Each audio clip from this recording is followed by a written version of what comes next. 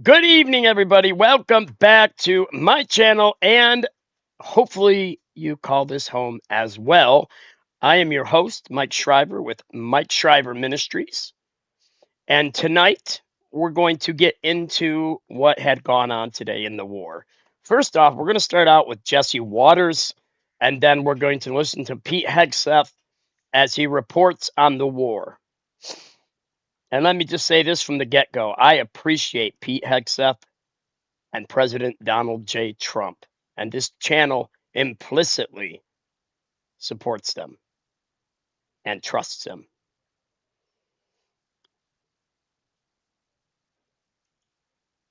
Welcome in, everybody. We got Tapioca in the house. I figured you'd be here first. It's good to see you again, Tapioca. Hey, Tapioca, I asked you the other day, but you know how chat goes crazy sometimes, and you can't get to, or you just don't see the questions or the comments sometimes, especially when I'm preaching. How did you place in your karate tournament? I didn't see where you placed at. Okay, so let's get the first video on the go. Let's just waste no time. And here we have Jesse Waters reporting. I don't know about you guys, but I really like Jesse Waters. I think Jesse Waters is one of the best news reporters Fox has. I think he's one of the best reporters everywhere. He's got his own show too. I just think it's absolutely fantastic. Awesome. Second place is good though. You're up there in the ranks, kicking backside and taking names. That's awesome. I'm proud of you. Congrats. Keep up the good work. Keep training. Stay focused. And you're going to succeed in ways you never possibly imagined. All right, let's punch it, Chewie. Got to throw a Star Wars reference in there. It wouldn't be my generation if I did not. I might be a preacher, but I still enjoy old Star Wars. Not this new garbage. It's just, it's so woke. It's so... Blah. Power over Iran's intensifying as Operation Epic Fury punishes what's left of the regime. B-2 bombers are in the air, striking Iranian ballistic missiles, mobile launchers, and command and control. U.S. Central Command releasing video showing Iranian planes being smoked right off the tarmac. The U.S. Air Force also focusing on Iran's underground missile cities. They're using lasers now, too. Thousands of medium and short-range missiles are being stored. U.S. bombers, drones, and fighter jets are circling these mountains. And the minute mobile missile launchers roll out of the tunnel to fire, we take them out. Then drop heavy ordnance to collapse the cave and bury everyone alive. My cat just went nuts. Complete disarmament. Here's CENTCOM Commander Admiral Brad Cooper. See ya, Constantine. In just the last 72 hours, America's bomber force has struck nearly 200 targets deep inside of Iran, including around Tehran. And in just the last hour, U.S. B-2 bombers dropped Soldier, welcome back in, Brother Ken and Tapioca. Targeting deeply buried ballistic missile launchers. Good to see you all. Notably, we've also struck Iran's equivalent of Space Command, which degrades their ability to threaten Americans. On top of that, Israel says it's knocked out the enemy's cyber warfare headquarters and one of their intel hubs. Plus, 30 of their warships have been turned into seafood. And we just got another big one. In just the last few hours, we hit an Iranian drone carrier ship, roughly the size of a World War II aircraft carrier, and as we speak, it's on fire. The commander-in-chief's monitoring the situation and is quite pleased. As soon as they set off a missile, within 4 minutes, the launcher gets hit. They don't know what's happening. Their Navy is gone.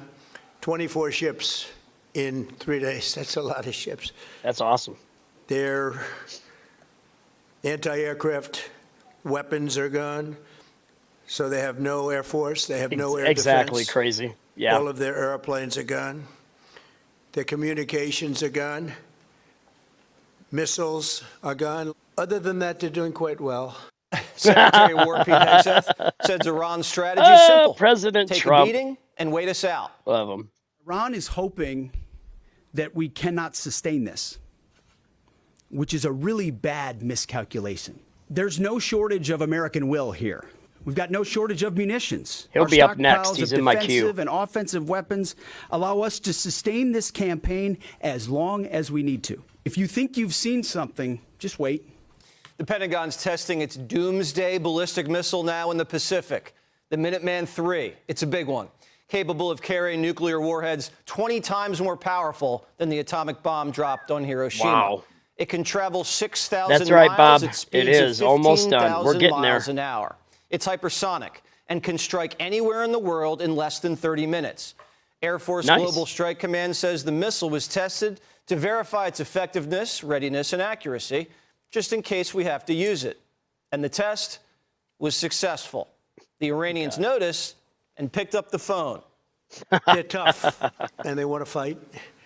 And they're calling. They're saying, how do we make Welcome a deal? in, I Bob. said, you're being a little bit late. And we want to fight now more than they do. If you're a mullah, you're panicking. But in front of the camera, they're Rambo, trying to bait America into a ground war. Are you afraid of a U.S. invasion in your country? No, we are waiting for them. You are waiting for the U.S. military to invade, the ground troops?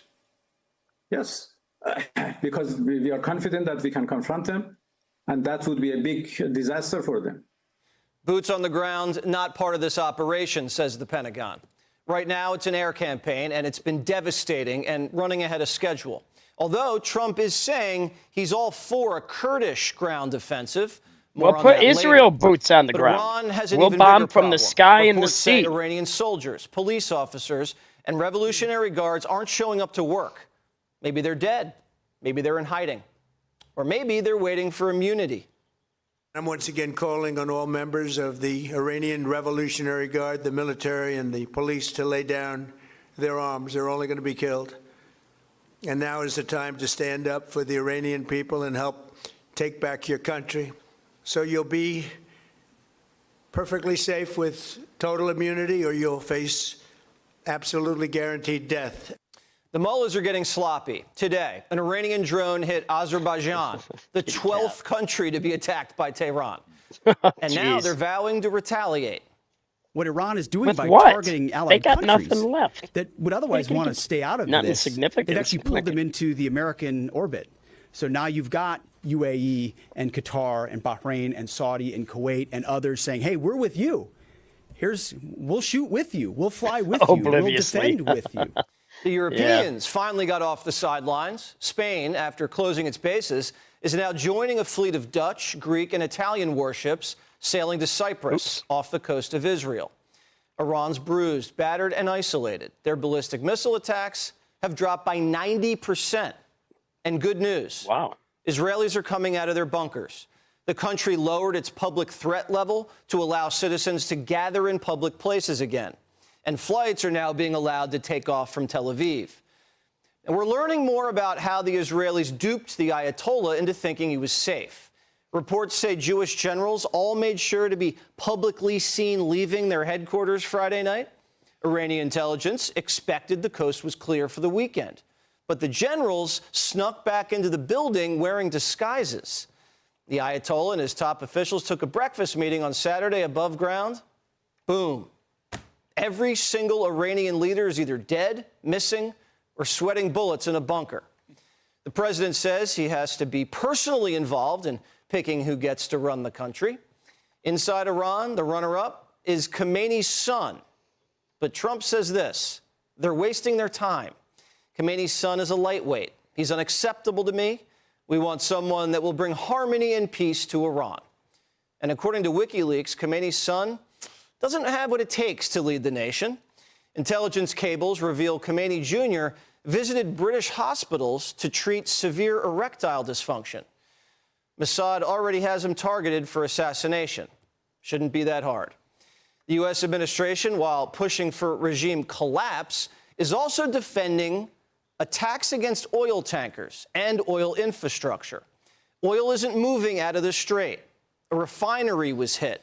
A tanker flagged to the Bahamas, also on fire. Gas prices have gone up about 25 cents a gallon since Saturday. There's going to be some short-term pain for American consumers until the Iranians are defanged, which we hope is within just a few weeks, and oil drops back down to the 60s. We had it very low, but I had to take this little detour if it's okay with everybody. But no one's more spooked than the Chinese. They just ordered their refineries to suspend exports. Talk like this in If here. Are you Operation kidding me? Epic Fury succeeds and Beijing ever gets frisky, Trump can make one phone call and slap Xi with an oil embargo. The Trump administration is securing American interest in the Middle East and in Latin America. Venezuela is sending oil to Texas refineries to take the bite out of this price spike. And instead of sending gold to China, those shipments stopped.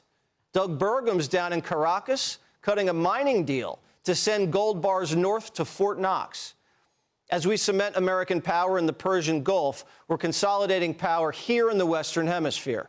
This weekend at Doral, Trump's hosting a Latin American summit where all the leaders will talk shop and play golf. Maybe Cuba can come next year.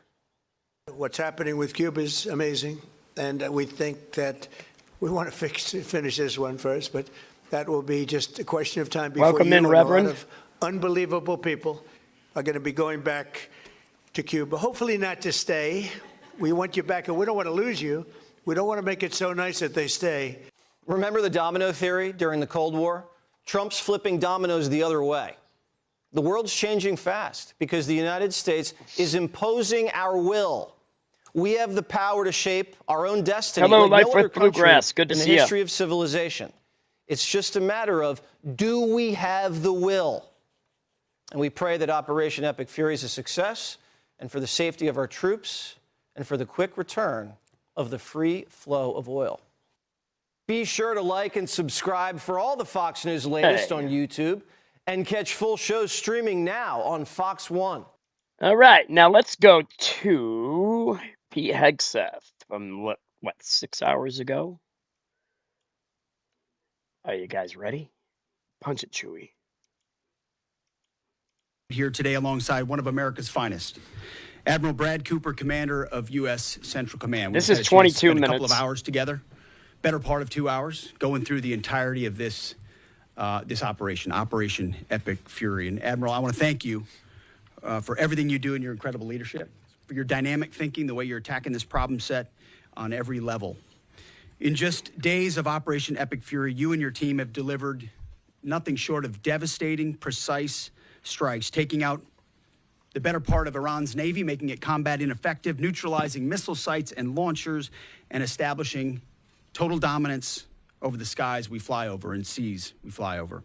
Our forces are executing with unmatched skill, and the mission is advancing decisively. This is the kind of no-nonsense, results-driven warfighting that America demands. And you're delivering it in spades. You are the man for this moment. Admiral Cooper, on behalf of the President, the Department of War, and every American watching, I want to thank you for your outstanding job you and CENTCOM are doing. Keep pressing the fight, and we are with you all the way. A few thoughts before I hand it over to the Admiral for an update. Iran is hoping that we cannot sustain this, which is a really bad miscalculation for the IRGC in Iran. You see, there's no shortage of American will here. We remember and honor our fallen, those 6 that we will soon welcome at Dover, who gave everything for their country in this mission. We remember them. But we remember them by rededicating ourselves even more fervently to this mission. Our commitment to our mission objectives only increases as our advantages continue to increase.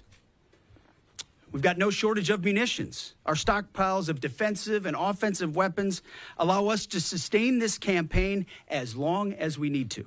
Again, our munition status only increases as our advantage increases. Our capabilities, we have only just begun to fight and fight decisively. Having a chance to hear from Admiral Cooper. If you think you've seen something, just wait. The amount of combat power that's still flowing, that's still coming, that we'll be able to project over Iran is a multiples of what it currently is right now when you add up our capabilities and those of the Israeli Defense Forces. And we have no shortage of authorities. The Admiral knows we have clear objectives with maximum authorities on the battlefield. The dumb, politically correct wars of the past were the opposite of what we're doing here. They had vague objectives with restrictive minimalist rules of engagement. No more. Our authorities, his authorities, CENTCOM's authorities through the president and myself are maxed out. Our capabilities are overwhelming and gathering still, as are those of our Israeli partners. Our munitions are full up, and our will is ironclad, which means our timeline is ours and ours alone to control. As long as it takes to ensure the United States of America achieves these objectives. And as we flow more forces, and as we flow more capabilities, and as our munitions, as we're flying over the top, have even more devastating effects, we set the tempo, we set the timeline, led by the commander on the ground. Our ear is to the ground to listen to Admiral Cooper. What he needs and what he needs, he will get. We are built for this fight, and we are in it to win it. And we have the right commander in the lead. So I'll now hand it over to Admiral Brad Cooper to give you an update right here from CENTCOM. Thank you for letting me know. Mr. Secretary, first, thank you very much and good afternoon, and welcome to U.S. Central Command Headquarters, America's War-Fighting Headquarters. It's great to be here alongside the Secretary and representing the more than 50,000 men and women in uniform currently executing Operation Epic Fury. So, Mr. Secretary, first, thank you very much for your leadership and support and the very clear vision and objectives that you've given us to allow us to use overwhelming force against the Iranian terrorist regime. And thanks to all of you for attending today, and welcome to Tampa. We are now starting our 6th day of a historic mission to eliminate Iran's ability to threaten Americans. We are, if I could channel my inner Navy officer, we are at full speed ahead in executing orders given by leadership in Washington. The President and Secretary Hegseth have been crystal clear in their expectations, and we are at a high level of execution. As described by the Secretary and earlier this week by me, U.S. combat power is building as Iranian combat power declines. Our air dominance allows us to hit Iran's center of gravity with overwhelming power and reach. A couple of examples. In just the last 72 hours, America's bomber force has struck nearly 200 targets deep inside of Iran, including around Tehran. And in just the last hour, U.S. B-2 bombers dropped dozens of 2,000-pound penetrator bombs targeting deeply buried ballistic missile launchers. Notably, we've also struck I don't get it Iran's either, Chocolate. I don't know what their Command, deal is. which degrades their ability to threaten Americans. It's because it's Then not a if I just look Democrat. back over the last 24 hours of the operation My guess. compared to where we were at its start, ballistic missile attacks have decreased by 90% since day one. Drone attacks have decreased by 83% since day one. Having said this, we remain vigilant. Our strikes against the Iranian Navy have intensified. You may have heard the president say just a little while ago that we have sunk or destroyed 24 ships. That was true at the moment. We're now up over 30 ships. And in just the last few hours, we hit an Iranian drone carrier ship, roughly the size of a World War II aircraft carrier. And as we speak, it's on fire. The president gave us another task: to raise or level Iran's ballistic missile industrial base. So we're not just hitting what they have, we're destroying their ability to rebuild. And so as we transition to the next phase of this operation, we will systemically dismantle Iran's missile production capability for the future, and that's absolutely in progress. This is going to take some time, but our forces are well supplied, as the Secretary said, and we are absolutely ready to prosecute this mission decisively. Our combined joint forces have relentlessly destroyed Iran's air defenses over the past few days, and they've continued hunting for more systems to kill. Our air defenders are operating at the very top of their game. I couldn't be prouder, shoulder to shoulder with our partners in the region in many cases, providing the most integrated air defense network in Middle East history. We are fighting to win. Through combined U.S. and Israeli combat power, we will continue decimating Iran's ability to project power outside its borders. And if I can just conclude by saying a strong salute to the brave men and women who are out on the pointy edge of this, really doing exceptional work. I just couldn't be prouder, and I know the American people share in that same pride. So thank you very much. Absolutely. And with that, we'll take a few questions. Yeah, right here. Sir, appreciate it. Admiral, I wanted to ask, or Mr. Secretary, the Ukrainian president said today that the U.S. has asked for specific capabilities to deal with Shahid drones, Iranian drones. Can you guys talk about what you asked for, and has there been any surprises from Iranian capabilities that you guys have seen in the past 6 days? Go ahead. So we're very familiar with Iranians' capabilities, and as you might imagine, we planned for it right from the outset, and I feel good about what the plan was. Like any good organization, we adjust as necessary to meet the environment, and we've made those appropriate adjustments. Absolutely. Right here. Thanks, Secretary Hegseth. I had two for both of you. One, was an American pilot shot down today in Iraq? And two, I've heard reports that there's... Oh, I didn't hear that. Interesting. in Isfahan. That's crazy. Also heard It happens, reports though. that there's not a lot of Planes get bombs shot there. down all the Is that time. on purpose? Or at Have least, lasers enriched you know. uranium there? And would we ever send special forces to secure it?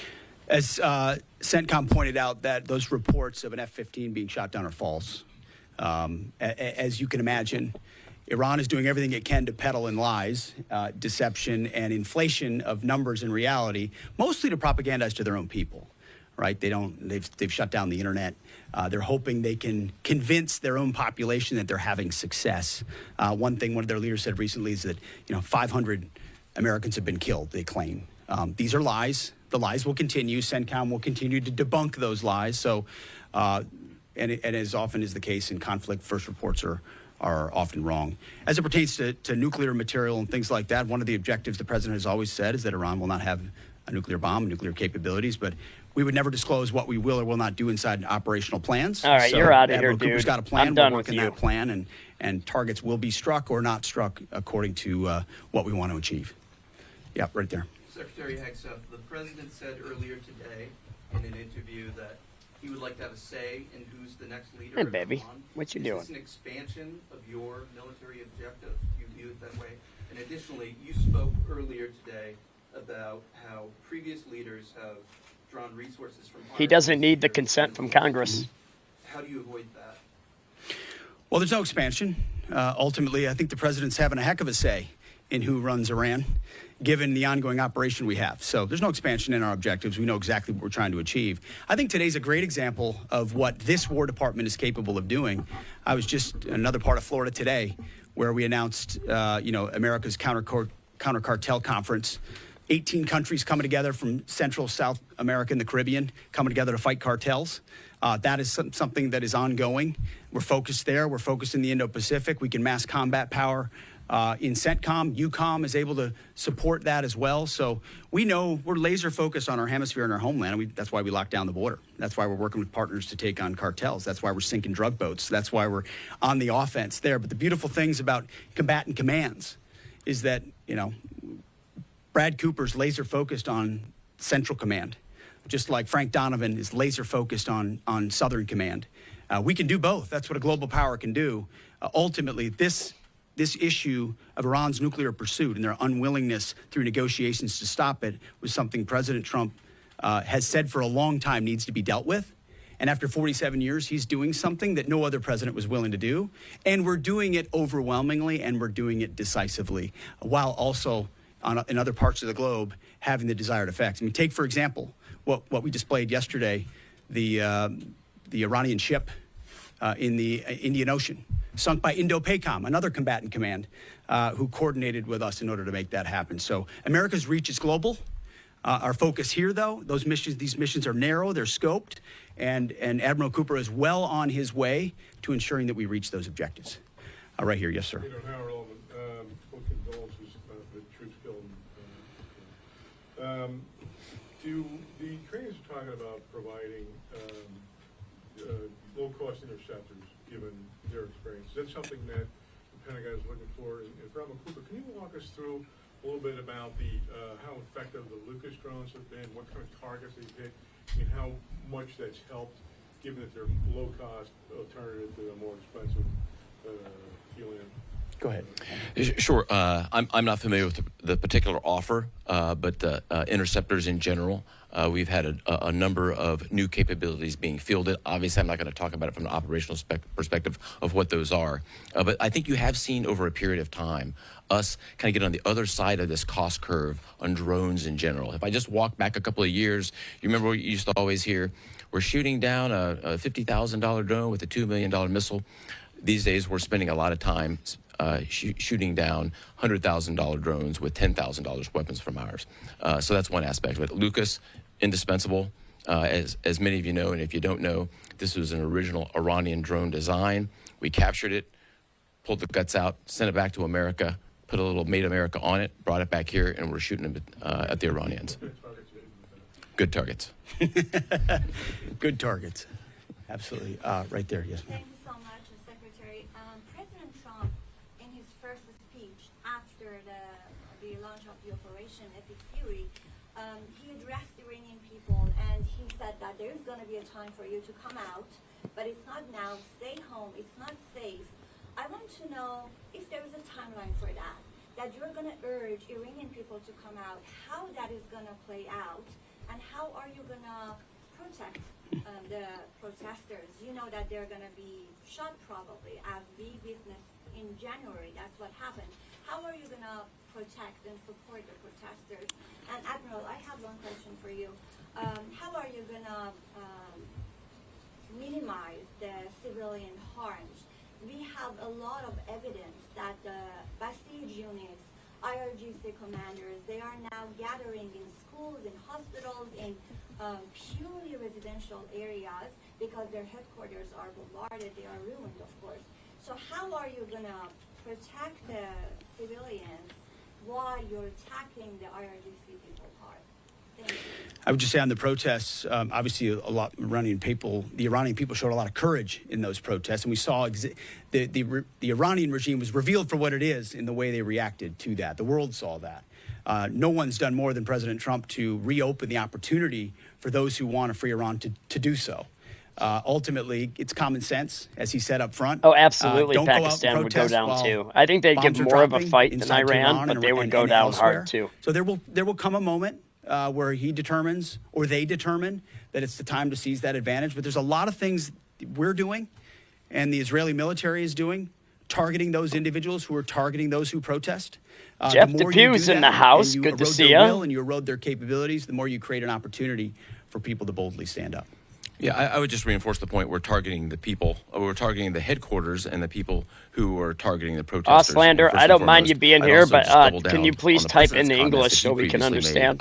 That'd be appreciated. Stay in your homes. Thank you. Keep things calm. Stay out of the way. There's a lot of U.S. and Israeli capacity coming over. We're hitting a lot of targets. The best thing for them to do for right now is just to lay low. Right here. Thank you, Mr. Secretary. One common outcome of American military action in the past has been taking in thousands of refugees into the American homeland, and I'm wondering if there's any safeguards put in place to make sure that the American people aren't having to have another wave of refugees from the Middle East or anywhere else come and stay here. I think it's safe to say there's no plan for a wave of new Middle Eastern refugees to the United States of America. I think, as the president has pointed out for a long time, there are a lot of countries in the region who would be capable of providing that kind of support if need be, but that's certainly not something we're planning on. Yep, back there. Yep. Yes, sir. Michael in Washington Times. I wanted to ask, I know, semper gumby is always a truism in the military. Did the British decision to refuse Diego Garcia have any impact on the mission itself? Did you have to adjust, or were you able to just completely, go with the mission without any worry? Well, as the president stated, it was unfortunate that that the Brits didn't, from day one, say, "Hey, go ahead and have access." But we got there. We got there, and that's now part of the way that we're operationalizing bomber runs. And it's part of when we say more to come. It's more fighter squadrons, it's more capabilities, it's more defensive capabilities, and it's more bomber pulses more frequently. The amount of firepower over Iran and over Tehran is about to surge dramatically. And part of it is that we're going to have even more basing. And it's not just the UK. We've had other friends step up, and we're grateful for that. Maybe one more right here. Yeah, the Azeri president earlier today basically authorized his Minister of Defense to begin preparing troops for some type of retaliatory action after the airport strike. Has the Department of War and CENTCOM working on deconflicting with the Azeri if they were to move in or attempt something in retaliation? I'm sure there are plans, and I'll let the Admiral speak to that. But that does allow me to kind of address this idea that the war might be expanding, or there's chaos, and nothing could be further from the truth. If anything, what Iran is doing by targeting allied countries that would otherwise want to stay out of this, they've actually pulled them into the American orbit. So now you've got UAE and Qatar and Bahrain and Saudi and Kuwait and others saying, hey, we're with you. We'll shoot with you. We'll fly with you. We'll defend with you. We'll allow you more basing and other opportunities, a lot of which, we can't talk about and won't talk about. But it's actually firming up the unity of the resistance in order to focus exactly where we need to. So this idea that it's expanding or going, no, it's actually simplifying in a number of ways exactly what we need to achieve and how we'll achieve it. I don't know if you anything you want to add to that. I won't get ahead of policy in terms of what we might do. What I will point out is this is now the 12th country that Iran has attacked. 12 countries, and it goes right back to the Secretary's point. Those 12 countries are none too happy, and I look forward to working with all the partners who are willing to join us in this. And I would just close by saying, Mr. Secretary, one more question. Sure. What is your message to Americans who are concerned about security here at home with the change-up that we're going to see at the Department of Homeland Security? Well, I think Kristi Noem did an excellent job over there securing our border and keeping us focused on threats, and President making a change. We all serve at the pleasure of the President. I'm sure Mark Wayne Mullen will do a fantastic job. He's been a friend of mine for a long time. But Kristi did a great job setting us up for success. So I don't have any concerns about whether or not the homeland will be covered down on. And I'll just end by saying I wish every American could get a chance to see what we see. I had a chance to go into the control room, into the Tactical Operations Center, go see these young men and women that are doing this, the dedication that they show at every level, the way they've refined their craft. I'm talking to a young colonel who's iterating on how we target and how we find and fix different aspects of what the Iranians are trying to do. If they don't know what they're up against. Listening here on Live and Now. If they think they've got it solved for, they're wrong. And ultimately, the combination of our ingenuity, the skill, the professionalism, the discipline, and then the sheer weight of the capabilities of the U.S. military, what you're going to see may look routine. It may start to be like, oh, another boat. Oh, another launcher. Oh, another drone facility. What it takes to do this with the precision that we do is world-class. No one else can do it. And it's world-class Americans. Like the ones I saw here, like the ones that are coming home that we're going to greet home, that are the engine of what makes our country great. And so I'm so grateful for folks like those here at CENTCOM, at Central Command, who are under your command. Thank you for your decisive leadership. And all I'll say to you is what I say to them, keep going. Because the President and myself, we have your back. Thank you, Admiral. Appreciate it. Thanks very much. Thank you all. All right, Secretary Hegseth and Admiral Cooper wrapping up there at CENTCOM, bringing that to you right here on Live Now from Fox and also U.S. Central Command putting this out on X. They've been doing a lot of fact-checking as well, trying to really put the facts out there for everyone, saying rumors are circulating on social media of a U.S. fighter jet shot down over Basra. These are baseless and not true.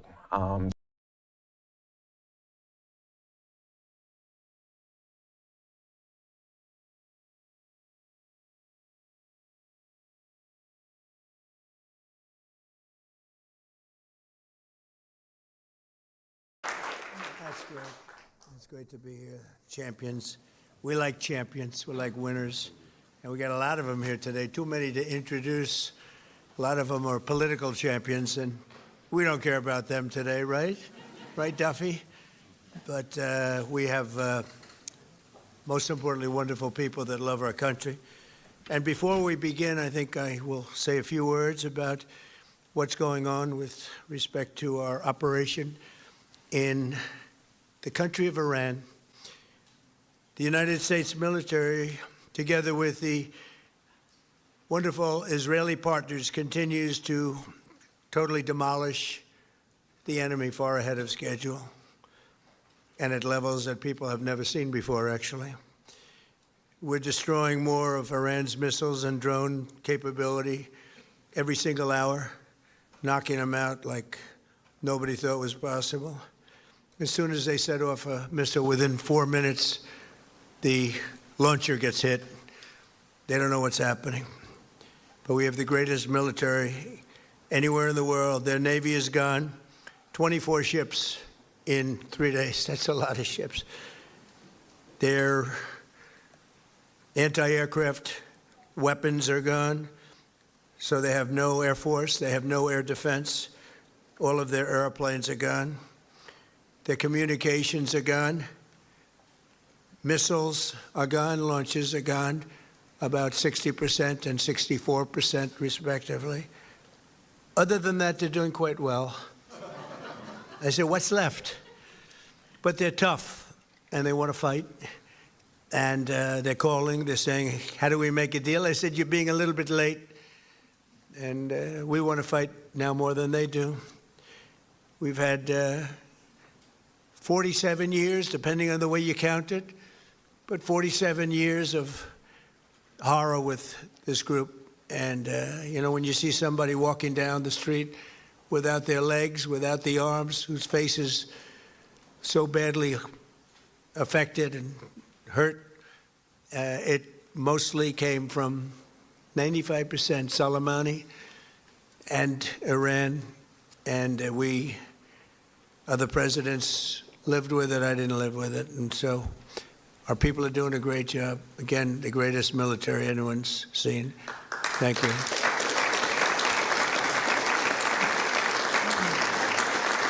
Thank you very much.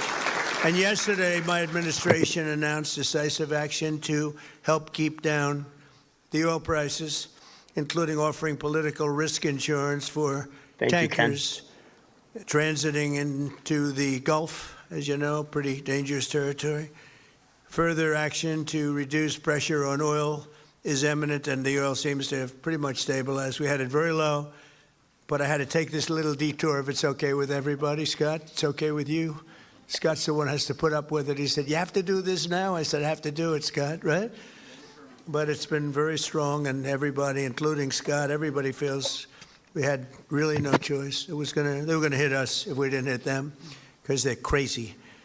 And in the long term, the actions we're taking will dramatically preemptive strike, increase the stability of the region and oil prices and stock markets and everything else. You know, we set the all-time record in history with the Dow going to 50,000. So Dow was at 50,000. It was supposed to be maybe, if we were lucky, within by the end of my presidency in 4 years. And we did it in my first year. We did the S&P 500. We did that in a period of less than a year. And that was even tougher than the Dow, they said, so it wasn't going to happen. But we have a great country. We have a country that's never done this well. We've had tremendous success in so many different ways. I built the military and rebuilt it in my first term, and we're using it more than I'd like to use it, to be honest with you. But when we used it, we found out it certainly did work. When we look at Venezuela, when we look at the first attack, Midnight Hammer, in Iran, which really set the stage for what we're doing right now. It's been pretty amazing. And I'm once again calling on all members of the Iranian Revolutionary Guard, the military and the police, to lay down their arms. They're only going to be killed. And now is the time to stand up for the Iranian people and help take back your country. You're going to have a chance after all these years to take back your country. Accept immunity. We'll give you immunity. And we'll be giving you really the right side of history, because that's what it is. So you'll be perfectly safe with total immunity, or you'll face absolutely guaranteed death. And I don't want to see that. They don't want to see it either. We also urge Iranian diplomats around the world to request asylum and to help us shape a new and better Iran with great potential. It's a country with great potential. There's much better future for Iran. It's now beginning. It's going to be, I think, a great future. And the United States will ensure that whoever leads the country next, Iran will not threaten America or its neighbors, Israel, anybody. If you look at what happened, they had missiles aimed at all of these other countries, Qatar, Saudi Arabia, UAE, many others that weren't really involved very much, and they had missiles aimed. Well, they were aimed there long before this ever started. They were going after the entire Middle East. And then we came along. We blew up their party. So we have phenomenal people. I want to thank all of the people that have been involved. Marco, you've been doing a fantastic job. And you've been doing a fantastic job on a place called Cuba. Woo! Right? Hear, hear. Right. And A-Rod came in before. I said, hey, do you want to come up to a little award? He's gone to plenty of award ceremonies. Thank you, A-Rod. Big fan. But what's happening with Cuba is amazing. And we think that we want to finish this one first, but that will be just a question of time before you and a lot of unbelievable people are going to be going back to Cuba. Hopefully not to stay. We want you back, and we don't want to lose you. We don't want to make it so nice that they stay. But some people probably do want to stay. They love Cuba so much. I hear it all the time. That was another one that wasn't supposed to happen. Venezuela is going great. It's been stabilized. We have a wonderful person as your president-elect, Delcy Rodriguez, and she and her staff have been doing a fantastic job working with us. We're taking out hundreds of millions of barrels of oil, and it's going to Houston and various other places where it's being refined, and we're sending them back far more money than they've made in many years, and actually very shortly it'll be more money than they've ever made. And Venezuela is working. So we've had a lot of countries in places that truly love, you would say football, I would say soccer, but these are all countries that love football/soccer. And so I think the group likes it. And if you'd like, you could sit. I know I'm a very exciting speaker, but you can sit down if you'd like, okay? I'm looking at everybody standing. I'm saying, let's sit down. Because we're here to honor these great champions, and we want to take our time, right? Let's get to the reason that we're here, and it's a beautiful reason because we're honoring truly talented people. Today we're thrilled to host the 2025 MLS Cup champions, Inter Miami. Great job.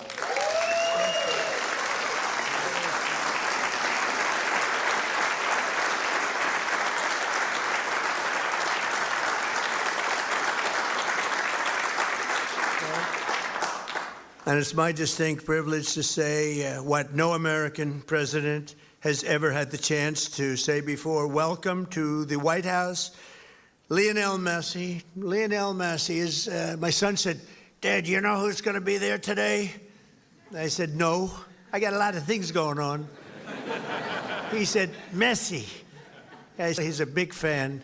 He's a big fan of yours. He thinks you're just a great person, and I think you got to meet a little while. So he's a big soccer fan, but he's a tremendous fan of yours, and a gentleman named Ronaldo.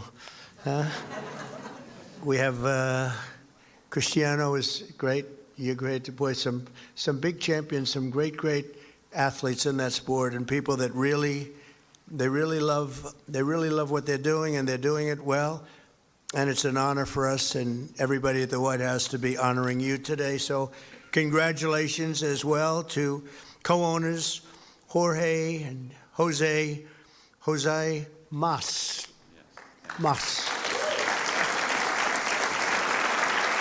We came from Cuba, right? Originally from Cuba? Huh? Your parents came? And you're going to go back, oh, yeah. It's going to be, and you won't need my approval. You just fly back in when I can just see that. It's going to be a great day, right? We're going to celebrate that separately. I just want to wait a couple of weeks. I wanted to wait a couple of weeks, but we'll be together again soon, I suspect, celebrating what's going on in Cuba. They want to make a deal so badly, you have no idea. As well as head coach, who I hear is a phenomenal coach, Javier Mascherano. Where's the coach?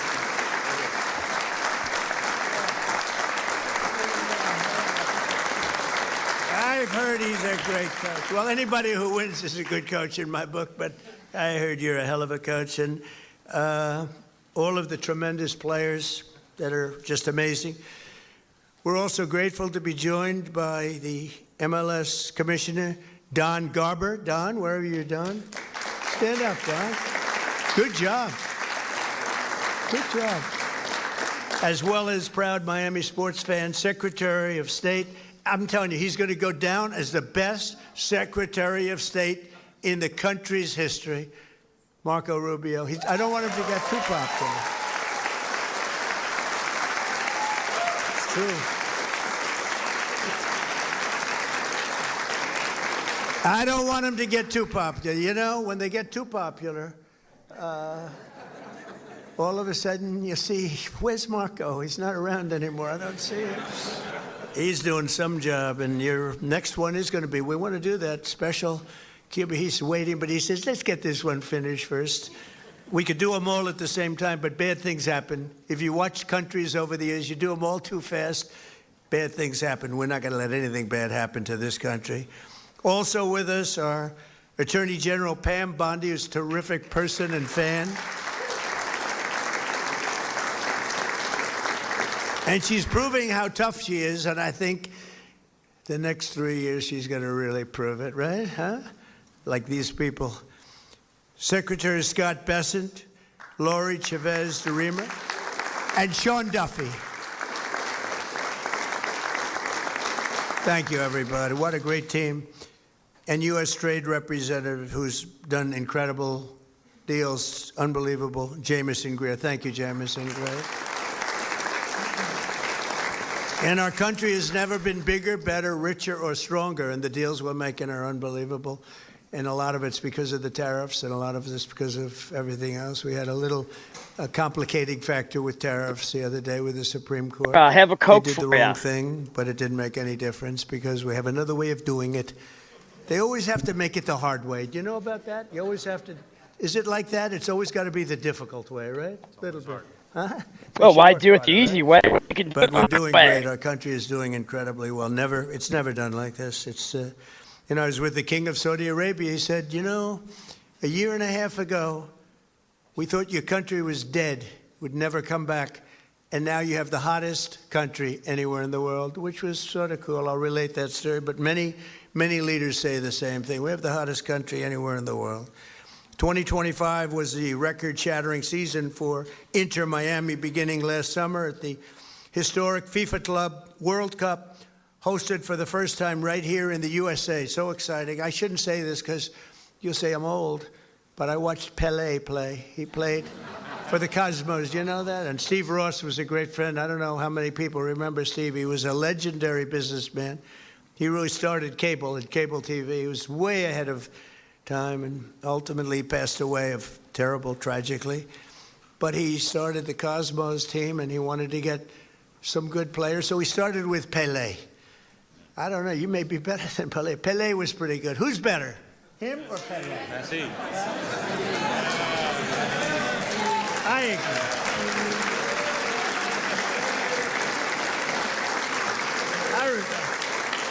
I think he is. But he was pretty good, right? Pelé was pretty good. But it was very exciting, and I went to the games. I'd go every once in a while, but soccer just didn't catch on. And then when Steve got ill, it sort of went away, and then it came back, and now it's just turning out to be amazing how it's coming back in this country. But the Cosmos were a very hot team, playing with other teams that weren't so good. But I got to watch Pelé play, and he was something too. In the June group stage of that tournament, these players went toe-to-toe with some of the best teams anywhere in the world. You tied Egypt's best club, supposed to be an unbelievable, talented club, with a gutsy performance from veteran goalie Oscar Ostari, who played a great game. Then you tied the top Brazilian club, wow, thanks to a brilliant goal from one of the greatest strikers of all time, Luis Suarez. Was he pretty good? Where is Luis?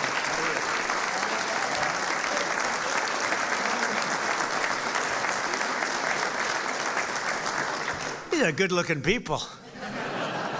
Marco, I don't like good-looking men. You don't feel so good about yourself standing up here. It was Adam and people. Steve. In the 65th minute, Louis gathered the ball around midfield and turned for a vintage solo run, dribbling through the defense, driving past defenders like few people have ever seen before, cutting to his left, hammering home a goal that secured Miami's place in the next round. But no match in the 2025 FIFA Club World Cup was more important than the match against FC Porto. Porto took an early lead, but you came back strong in the 54th minute, tied 1-1. Leo lined up for one of his iconic free kicks. He struck the ball decisively, bending it over the wall. All right, and you're not going to come. beating the keeper with a sensational left hook. Would I be able to do that if I practiced? He said, no, I think he's right, my friend. Great. In that moment, you sealed a truly historic Inter-Miami victory, becoming the first club from North America ever to beat a European club in official competition. Unbelievable. Yeah, it's hot. You know, I have to just interject. So, over the years, I love sports, and I've watched my friend A-Rod. With George Steinbrenner, I'd sit in his box, just the two of us. He would never have anybody but me. He liked me, right? He liked me, and he liked you. He liked almost nobody. It would be a World Series when baseball was hot. It's not as hot now, I'll be honest with you. They do things wrong. But when baseball was hot as a pistol with George, and I'd sit and I'd watch the Yankees, and he'd have 30 seats, and it would just be me and him. And I said to A-Rod, would say, what was the most difficult thing you've ever done? I said, it's probably sitting for 3 hours with George Steinbrenner watching a Yankee playoff game or World Series game. You know what I mean by that. He was a difficult guy, but he was great, right? He liked me, I liked him, and we both liked nobody else. And that was a good combination. But I have to say this. So I've seen a lot of great players come into the world of sports, and they came in from all different countries, all different players. They've come, in some cases, just from different states. They come to the Yankees, or they come to the Dodgers, or they come to whatever. But I've seen them come in from other countries, and there's such a clamor. Oh, so great, everything's great. But they don't win. This guy won. He came in, there was tremendous fanfare, and he won. You know, right?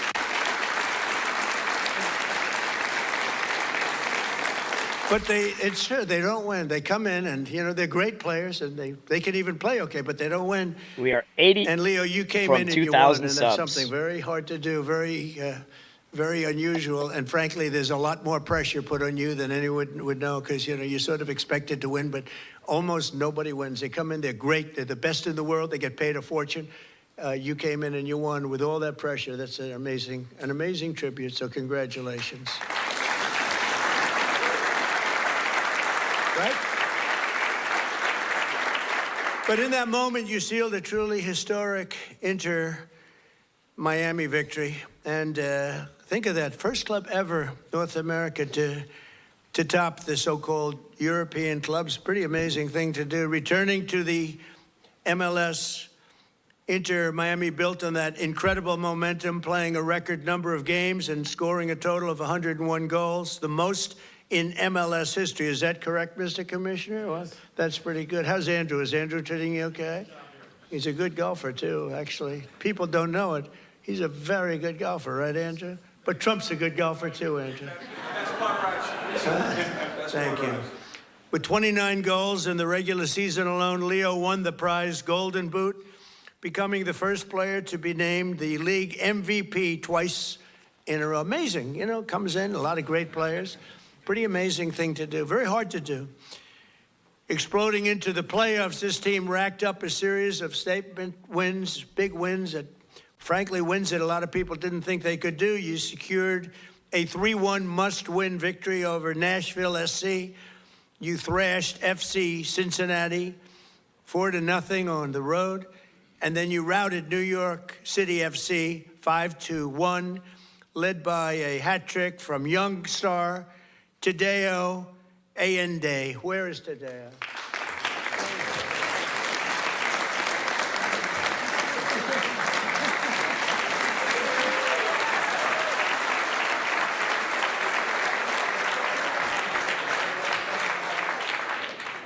What a group of people. We could have a lot of fun with these guys. You can imagine when they win how they celebrate. We don't want to talk about it. We don't want to talk about it. In that MLS Cup final against the Vancouver Whitecaps, the entire team played together as one flawless unit, just flawless, they say. After Vancouver tied the game 1-1, Leo picked the pocket of a white-cap defender and sent a pass to the great Rodrigo de Paul. Where the hell is Rodrigo?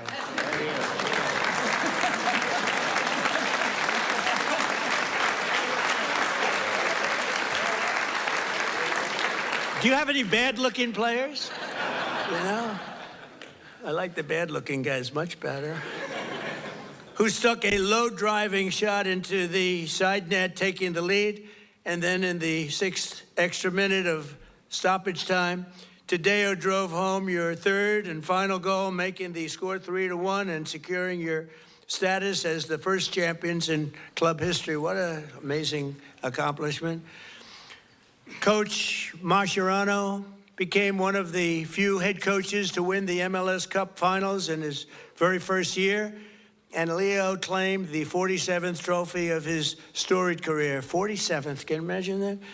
The most of all time. That's the most of all time. So Leo is the reigning FIFA World Cup MVP. You could have gone anywhere in the world. You could have chosen any team in the world, and you chose to go to Miami. I don't blame you. The weather's extremely good. Do you go to Doral? You go to Doral and play golf? And I just want to thank you for bringing us all in this ride, because you are hot and talented and a great person. I look forward to seeing many of you on the summer. We're going to be out there in the summer in 2026 FIFA World Cup. And we have a lot of interesting things, because we have the World Cup and we have the Olympics and we have the 250, you know. And I was responsible for getting the Olympics in my first term. And I was responsible for getting with Johnny. We got the World Cup, and Johnny's a good man. Do we like Johnny? Do we like? I think so, right? Like you say, yeah, I think so. He's a good guy. But you know, they're setting records on the World Cup, setting absolute total. I guess many of you guys are going to be in it, but setting records on ticket sales, right? Numbers that, I mean, literally double what anyone's ever done before. So it's good. So they picked the right. But I thought that I didn't know that I'd be the president doing this, because the election was rigged and stolen, and I had to do it all again. And then I said, hey, wait a minute, I just got soccer/football, and I just got the Olympics, so we got most important. I took credit for those two. Then I tried to take credit for 250 years, and it didn't play well at all with the press. But we're going to have an amazing year. But I just want to thank you so much, Jorge, for the job you've done. I've known you for a while, and I've known of you for a long period of time. You are a spectacular man, and please say a few words. Thank you, Mr. President.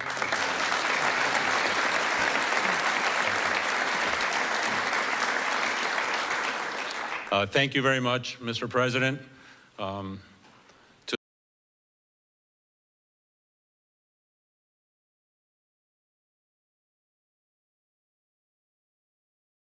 all these distinguished guests, secretaries, so many friends and supporters.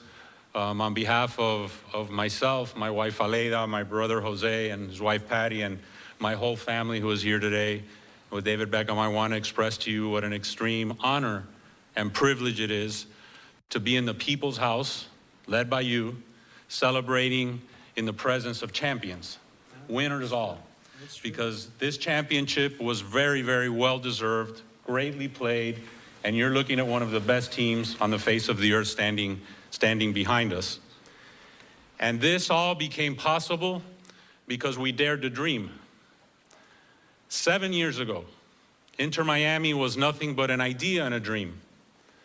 I remember after talking to Commissioner Garber and being awarded a team, we sat in the conference room of our family business in Miami and said to each other, what do we do now?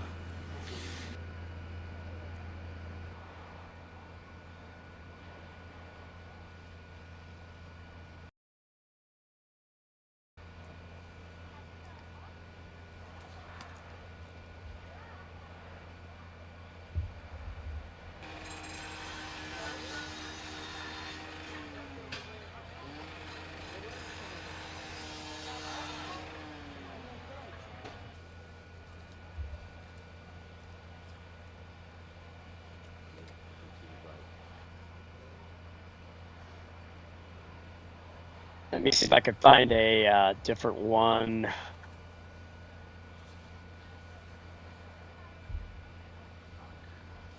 Oh, what's this? Iowan News. Cat in the road.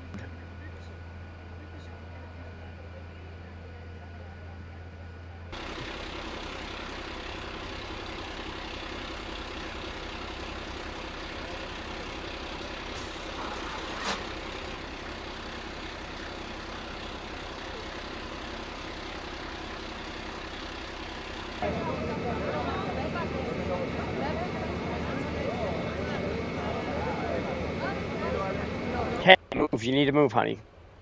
I love you. I'm trying to work here. Kitty cat. You gotta go this way. Come back and see me in 5 minutes, okay? Make an appointment. Yeah. All right. Here's what I also found right here. Let's look at this for a minute. This one here seems to have more going on with it.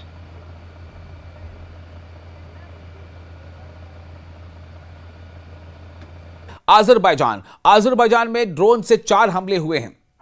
ये खबर आ रही है। हालांकि Azerbaijan के बारे में जो फिलहाल जो रिपोर्ट है उसके मुताबिक वहां पर जो हमले हुए हैं उनमें काफी नुकसान पहुंचा है। अहम अहदाफ आज़रबाईजान में क्या है? एक मकामी एयरपोर्ट, स्कूल के करीब का इलाका। नताइज क्या है? 2 Okay, I speak English and Klingon.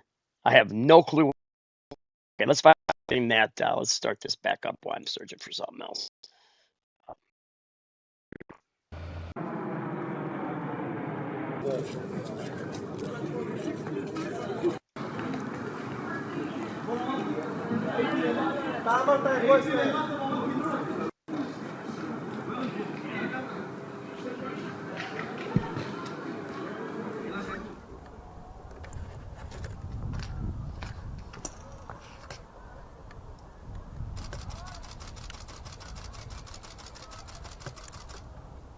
Reza Gholamzadeh is the Secretary General of the Asian Mass Forum and also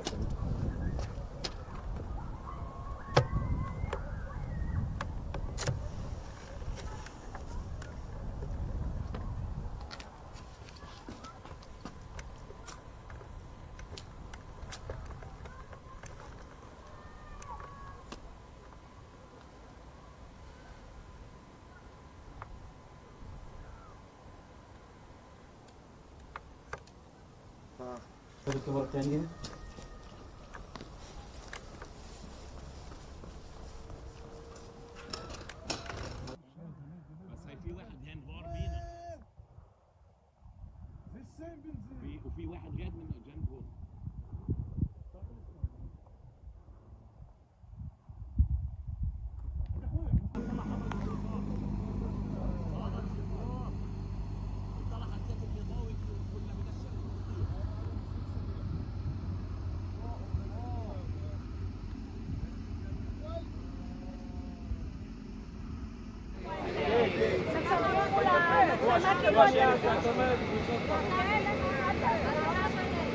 And as the son of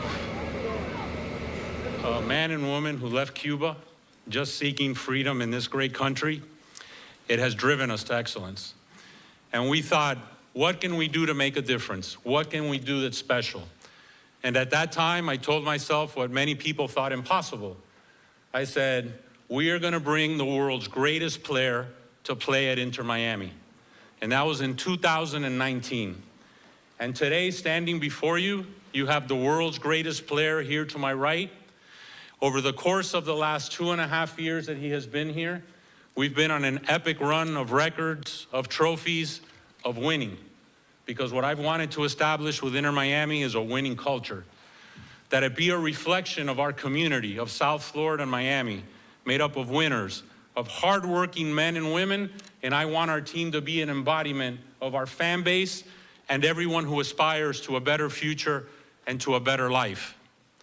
On the back of our jersey, Mr. President, it says freedom to dream, because that's our family moniker and what embodies our team and our aspirations. But that all began many, many years before at the dinner table of our family with my late father, Jorge. Air Force Base this week. And right now, England's defense minister is in Cyprus visiting that base. American stealth bombers are reportedly expected to land at UK military bases within days to join the fight. Iran also launched an attack on Azerbaijan today. That's the neighbor to the north. More new video now for you to see. CENTCOM showing Operation and my Epic mother, Fury Irma, who is strikes here in today. Iran today. The Islamic Republic has now attacked at least 12 nations. And that has sparked fury among those countries that had been at least neutral, if not friendly, toward Iran. Great Britain has been reluctant. More new video now for you to see. CENTCOM showing Operation Epic Fury strikes in Iran today. The Islamic Republic has now attacked at least 12 nations.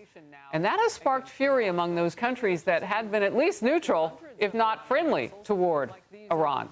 Great Britain has been reluctant to directly support United States and Israeli strikes. That's changed a bit since Iran hit a British Air Force base this week. And right now, England's defense minister is in Cyprus visiting that base. American stealth bombers are reportedly expected to land at UK military bases within days to join the fight. Iran also launched an attack on Azerbaijan today. That's the neighbor to the north.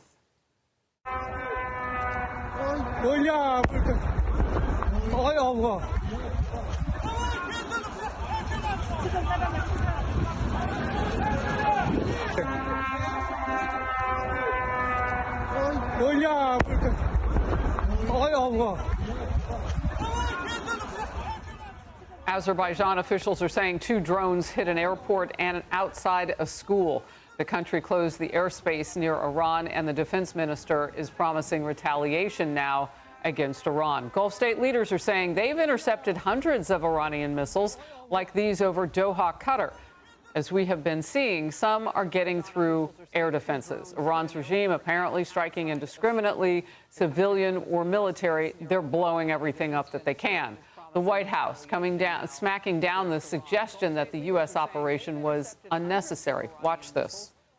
Why is it that across the administration you can't say what the imminent threat against the United States was that required us to launch this? I am out here today to explain to you exactly what led the president to make the decision to launch Operation Epic Fury. And President Trump does not make these decisions in a vacuum.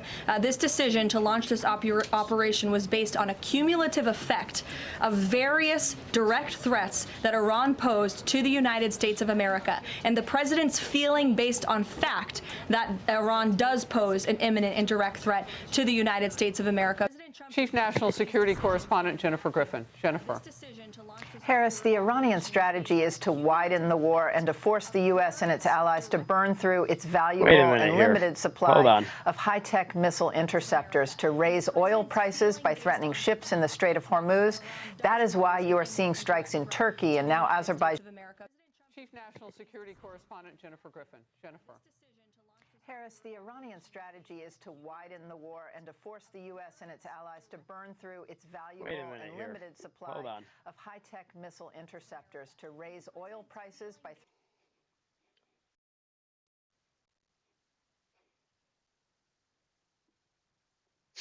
Apologies. I gotta get this.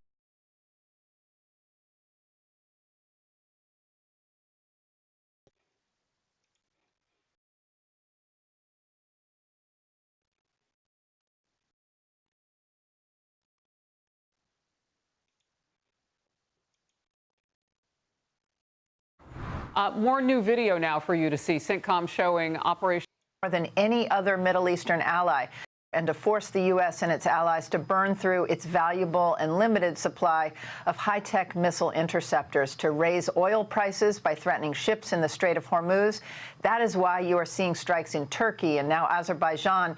The international airport, as you mentioned, hit in Azerbaijan, and just moments ago, explosions in Abu Dhabi near Zayed International Airport. The UAE has been hit more than any other Middle Eastern ally.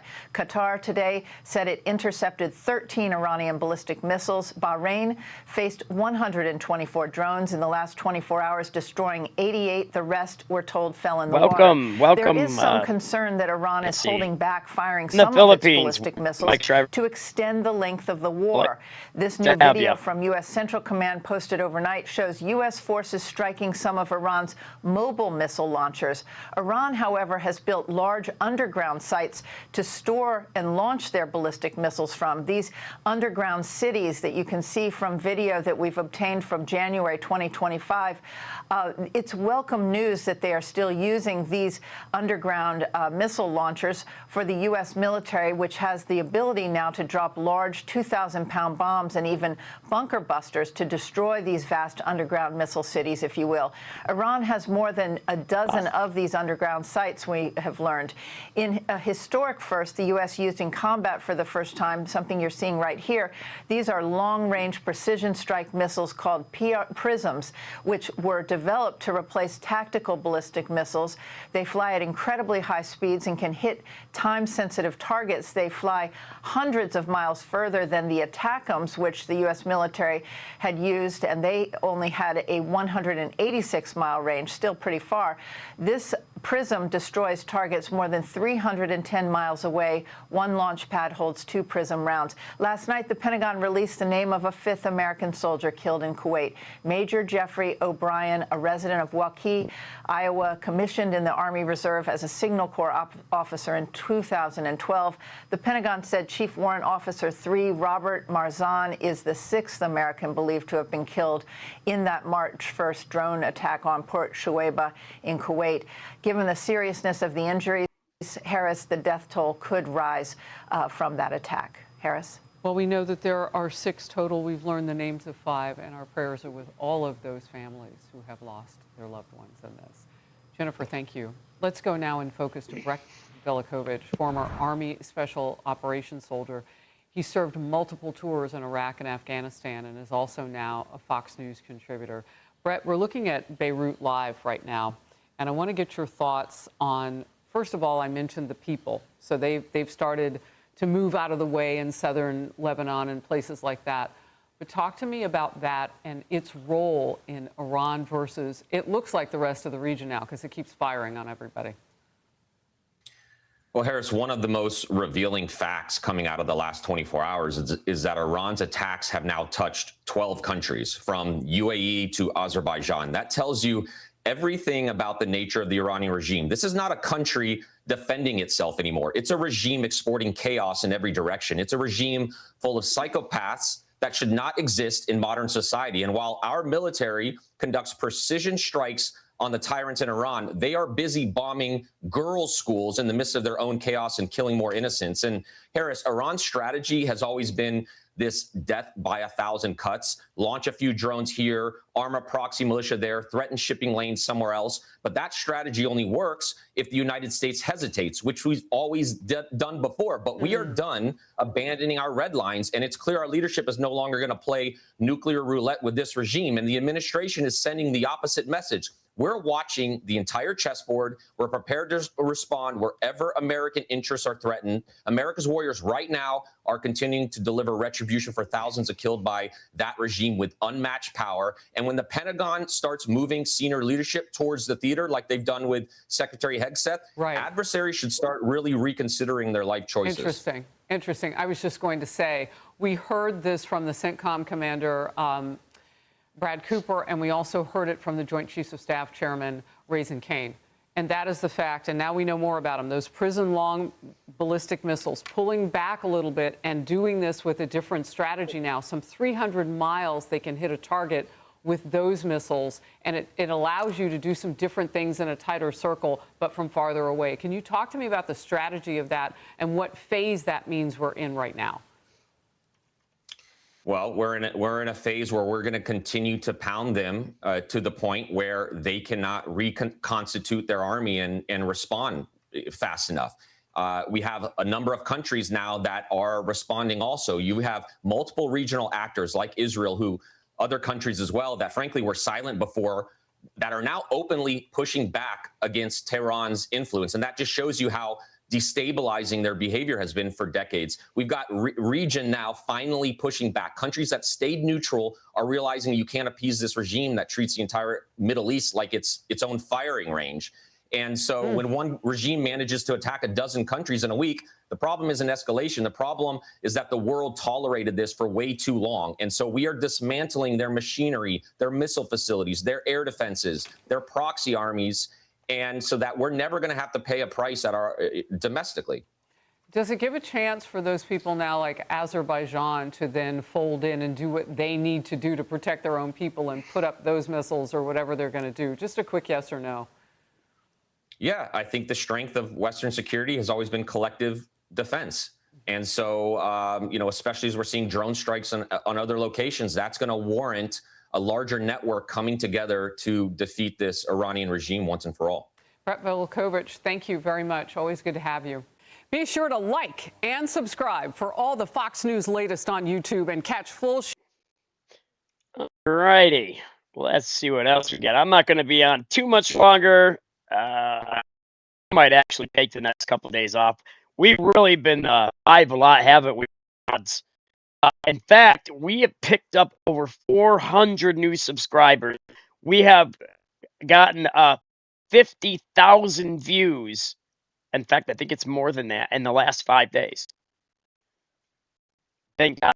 And not just from the war either. I'm talking people wanting to hear the word of God. And because I'm live 10 to 15 times a week. It's like I live on here. I got no schedule to keep. And I have dedicated my life to the Lord and to bringing his word and reporting on the war and seeing how the war fits into quite possibly Bible prophecy at minimum of wars, as Jesus talked in the last days. And yeah, I appreciate all of you. You guys are great, fantastic. Crazy Soldier, I would like to make you a moderator. You prove your fullness to the channel. Is that okay if I make you a mod? Crazy Soldier. Thank you for the dollars, Shriver, and all you do for the kingdom of Jesus. And Jeff, thank you for everything you do for my channel, yours, Mike Shriver. And when you go live one day, I'm putting a word on that. Amen. Yes, you second the motion. Hear, hear. We second the motion. Let me get my sword.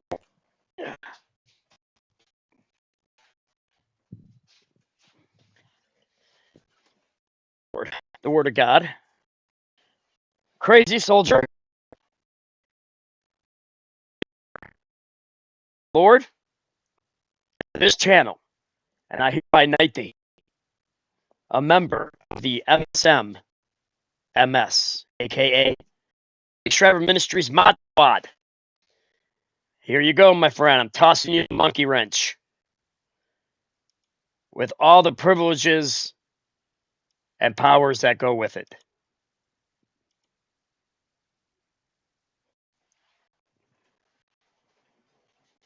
And thank you for your service, not only to the United States military. You are crazy.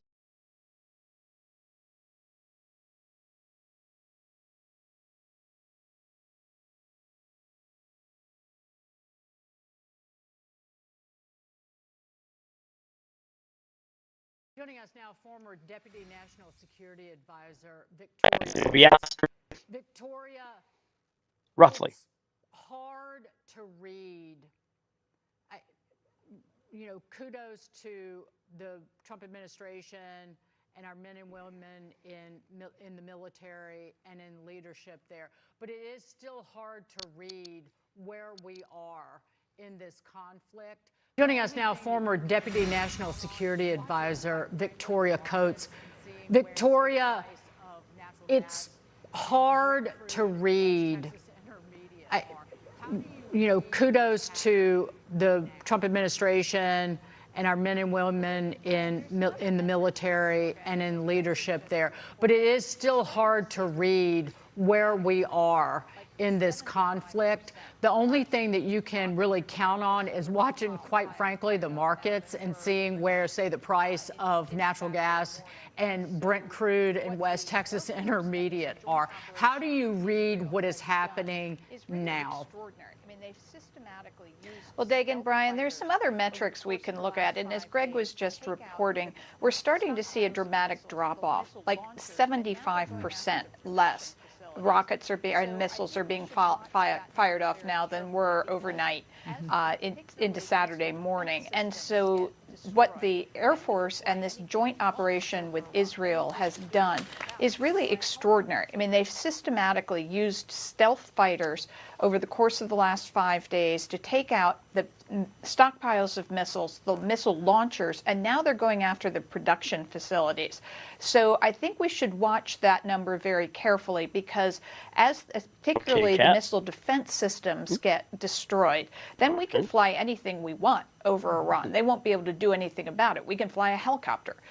We can fly much less fancy aircraft and do just extraordinary damage to, yes, indeed, their missile programs, but that's when you go after the nuclear sites. And so I think we'll see that happen over the course of the next week. I agree we need to watch energy markets very, very carefully, but that's another metric I'm watching. You know, how much does it matter? Greg Palcott mentioned that they haven't, I guess, officially announced a new leader yet. I certainly wouldn't want that job given the track record here.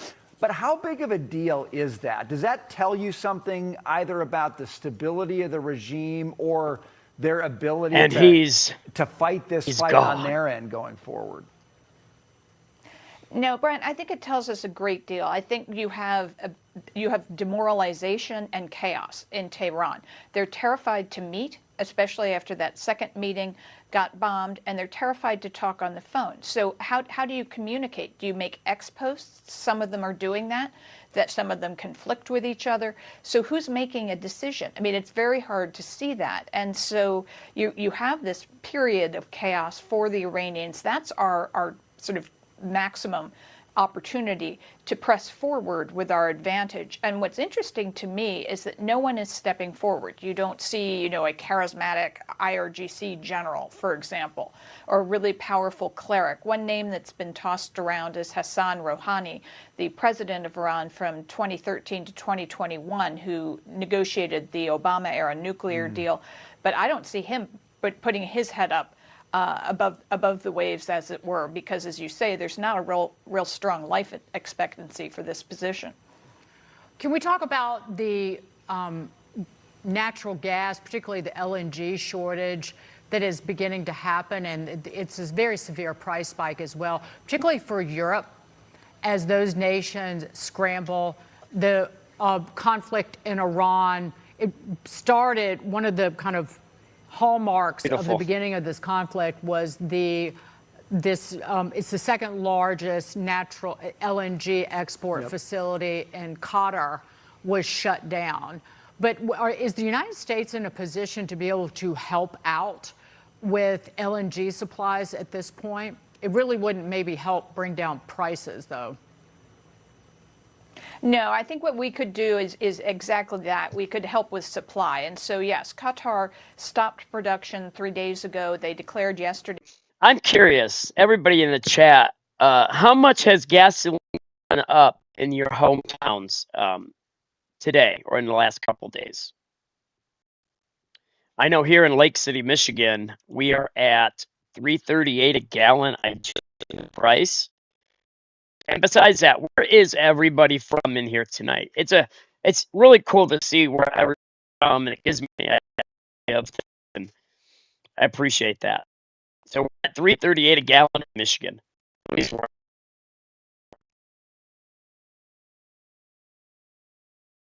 Force majeure that they cannot fill their contracts because they can't get their product onto the water and out of the Strait of Hormuz. So that's a huge loss for global natural gas markets. Now, the good news is U.S. production is ramping up. The policies that President Trump, Secretary Wright, and Secretary Bergen put into place a year ago are starting to expand production. but it's going to still take a little bit of time. And this is where the foolishness of Europe in continuing to buy Russian gas during the now 4+ years, we've entered the 5th year of the Ukraine war. They're still buying it. And now they say, oh, because this has happened, we're going to have to buy more Russian gas. It's ridiculous. They should have gotten after this 4 or 5 years ago, built a bigger pipeline to, say, Azerbaijan, gotten off the Russian gas altogether. Now they're just stuck in a cleft of their own making. I just got about 15 seconds left, but I'm curious, how big of a deal is it that we've sunk like 30 of Iran's ships? Is their Navy basically done at this point? How many more are left to go? Well, I mean, I think we've got a fair amount to go, but we've proven that they're defenseless against us. So we can get rid of that menace. That really reduces their ability to close the Strait of Hormuz. That should increase confidence that we can start shipping back up. All right, Victoria Coates, great analysis. Thank you very much for that. Thanks, guys. All righty. And let's see what's that next one up there, General. Now, this is breaking news, and it comes to us from U.S. Central Command. Our military is making history on the battlefield. New video shows long-range precision strike missiles being used in combat for the first time ever. CENTCOM says they provide unrivaled deep strike capability. And here is the moment the U.S. destroyed an Iranian naval ship with a torpedo. This was in the Indian Ocean. It was the first time a submarine has sunk an enemy ship with a torpedo since World War II. Our military has struck or sunk more than 20 Iranian ships so far. These images show the attack from last night on a Soleimani-class warship. Secretary of War Pete Hegseth says we've virtually wiped out Iran's leadership. Watch this. Iran's senior leaders are dead. The so-called governing council that might have selected a successor, dead, missing, or cowering in bunkers. They can't talk or communicate, let alone mount a coordinated and sustained offensive. The Iranian Air Force is no more. The Iranian Navy rests at the bottom of the Persian Gulf. Combat ineffective, decimated, destroyed, defeated. Last night, we sunk their prize ship, the Soleimani. Looks like POTUS got him twice. He says we're winning hands down. The gentleman on the right-hand side of the screen is General Jack Keane. General, Iran's deputy foreign minister just did an interview with MS Now, and he said a new leader has not been chosen. He says an interim body of 3 people running the country at the moment are preparing for the election of a new supreme leader. General, looks like they're all over the place. They're trying to control the message, and they're not being very successful on it. What do you say? Yeah, they're in a desperate stage for sure, and we're beginning to see the fissures, to be sure, and they're on a pathway to major problems and likely some kind of collapse of this regime. We don't know for certain, but that's clearly, it appears that pathway is right in front of us. What we have been able to achieve militarily is really quite remarkable, and it's a fulfillment of the very ambitious plans that we had put together based on excellent intelligence and the very experienced forces that are at play here and knowing what we could do based on that intelligence. We have on the battlefield here the 2 most proven militaries in the world today. They have the most experience, and for the first time ever, they are working on a combined operation that has common goals together. And nobody can stand up to that. And certainly not the Iranians, who are already in a weakened condition.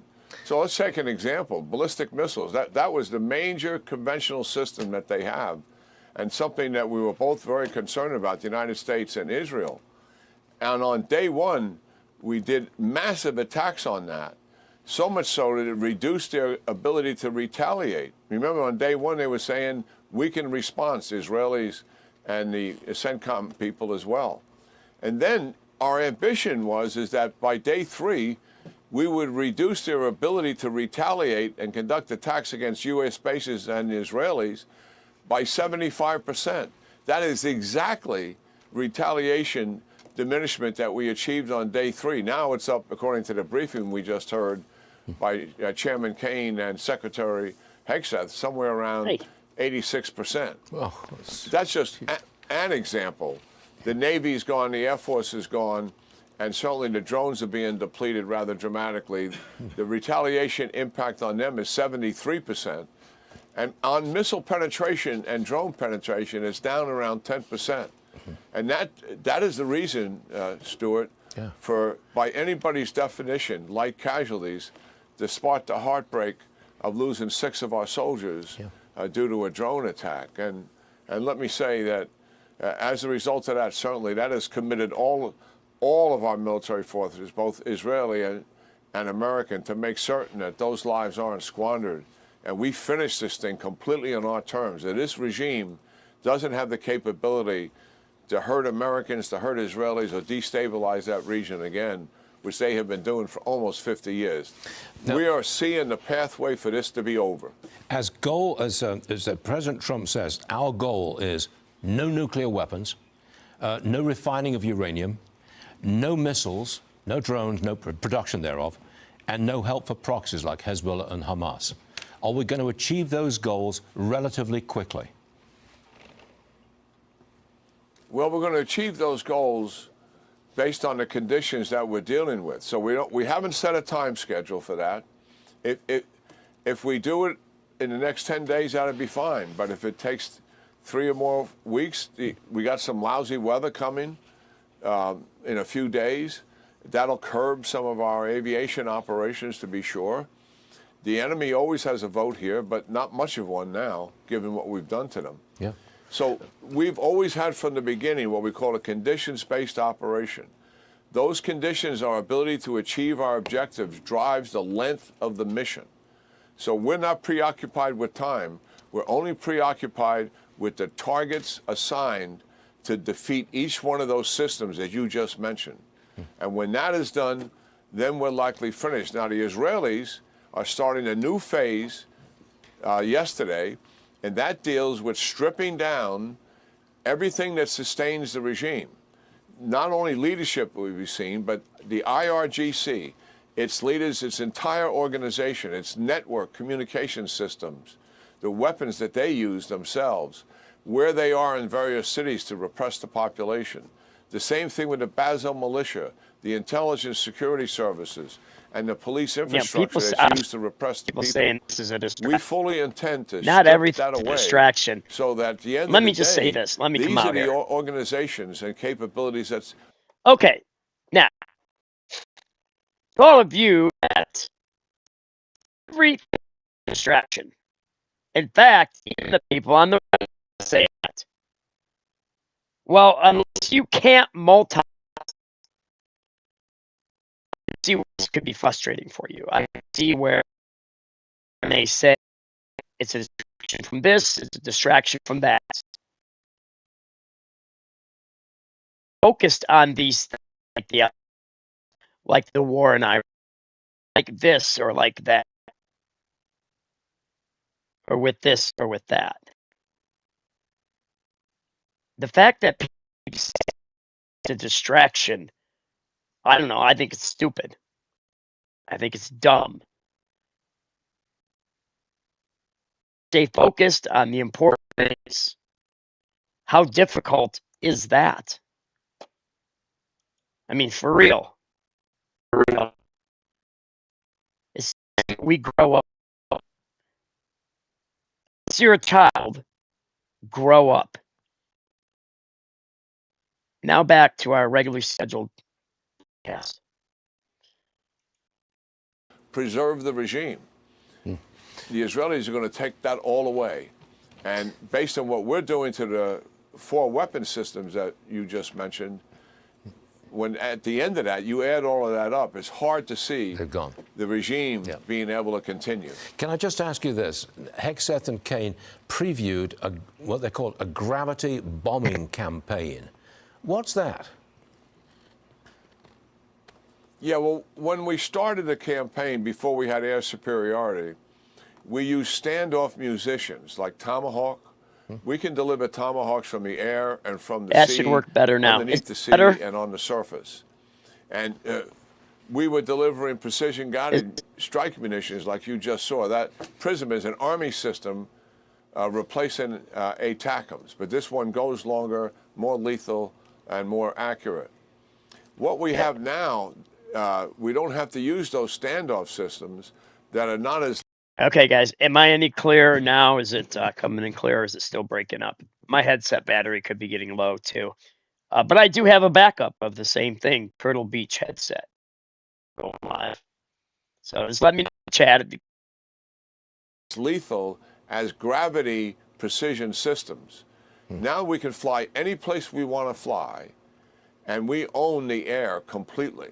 So most of our bombing from here on out will be gravity bombs, which we have unlimited stock of almost. 500,000-pound, 2,000-pound bombs, very precise, but obviously we can bring in big bombers that we normally wouldn't bring in to do that kind of work, and other fighters as well. Yeah. And we're not worried about them being exposed. So they will fly literally all over Iran doing that. And I like the fact that Hegseth, breaking the will of your opponent is the objective of war. Yeah. You got fighter jets flying over your territory 24/7. That starts to break your will, believe me. Yeah. And that's what we're about now. Good question. Great. Okay, I went ahead and changed headsets. Let me know if you can hear me and if it is. Sometimes these things happen. Quick test so I can actually hear myself. Testing 1, 2, 3, 4. This is the spiritual emergency with direction Acts 2:38, where the plan of salvation is, where it talks about born again. John 3, Acts 2:38.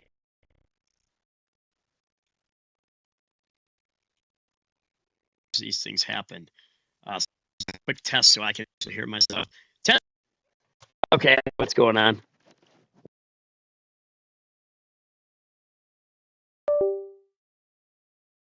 Stuff, General, and it's great to hear this positive news about our military in Iran. General, always a pleasure. Come and see us again soon. Thanks a lot, sir. You betcha. Thank you. You betcha. The Senate votes today on a resolution to curb President Trump's war powers. I think the Democrats want to stop the war, but why stop now?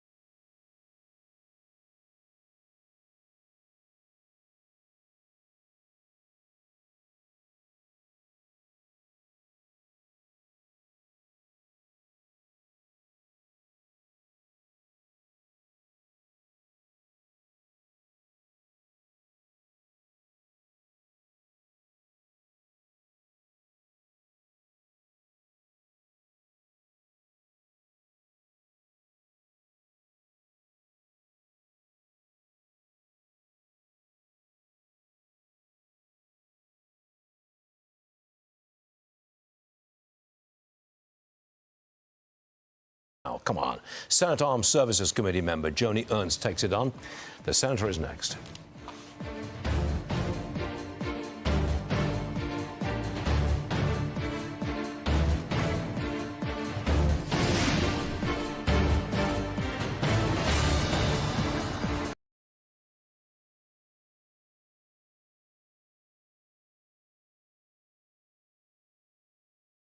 Me now, my mentor on all this, General Jack Keane, Fox News strategic analyst, retired four-star general. General Keane, welcome. Hey, it's great to be here with you, Larry. Let's see. The so-called attack on Qatar, LUD. In interviews with multiple news outlets today, President Trump said he plans to be involved in picking Iran's next leader as the war with Iran expands. Aaron Navarro reports from Capitol Hill, where House Republicans defeated a resolution to curb Trump's Iran war powers. It comes just a day after a similar measure failed in the Senate. President Trump says he expects to have a role in choosing Iran's next leader, according to new interviews with Axios and Reuters. He added that the son of the late Supreme Leader Ayatollah Ali Khamenei was an unacceptable choice, but he did not offer an alternative. U.S. and Israeli forces hammered Iran for a sixth day, including an attack on a stadium in Tehran. The United States military, together with the wonderful Israeli partners, continues to totally demolish the enemy far ahead of schedule and at levels that people have never seen before, actually.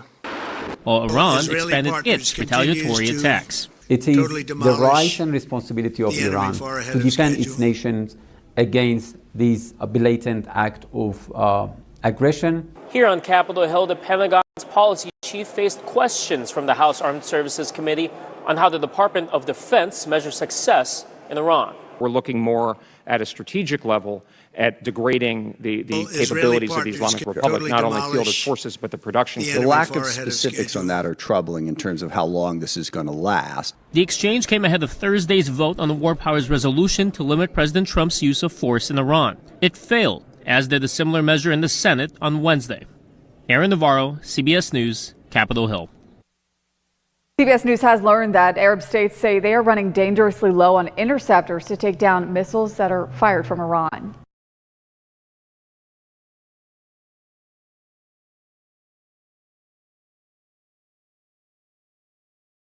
We're coming to you with breaking news. President Trump right now speaking live from the White House about Iran. Take a listen.